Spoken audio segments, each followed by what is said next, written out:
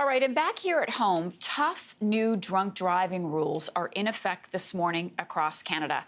The rules give law enforcement new powers when it comes to testing drivers. CTV's Angie Seth has more on this story. Angie, right as the holiday season is kicking off, people are going to parties, we're seeing stricter laws.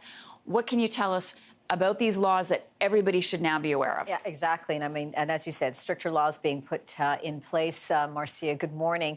Well, the new rules are aimed at curbing injuries and death, and they're meant to help police catch drivers operating a motor vehicle with more than the legal limit of alcohol in their bloodstream. The new law bumps up the maximum penalty. So here's a look at the breakdown. The first offense now carries a mandatory minimum $1,000 fine. A second offense will put you behind bars for a minimum of 30 days. And the third, which being a more serious offense, now means a mandatory minimum 120 days imprisonment. In addition, with the new regulations, officers no longer need reasonable suspicion to be able to demand breath samples from drivers, and there are penalties if a driver refuses. It is a demand, so you have to do it, and there's actually consequences if you refuse. And it's the same consequences that are in the law right now. It's for a refusal. So it's an immediate 90-day driver's license suspension. It's a 7-day vehicle impound, and it is the criminal charge of refusal. And that can carry up to $2,000 in fines.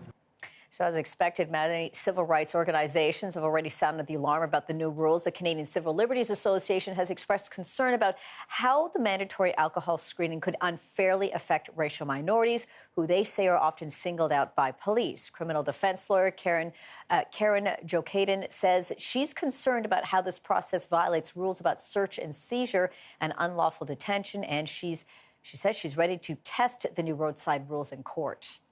The issue will be us criminal defense lawyers bringing it to the courts and challenging it constitutionally.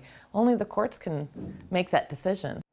Justice Minister Jody Wilson-Raybould has also said she has every expectation that the law will be challenged in the courts, but she added that she does think it's in line with the character of the Charter of Rights and Freedoms, Marcia.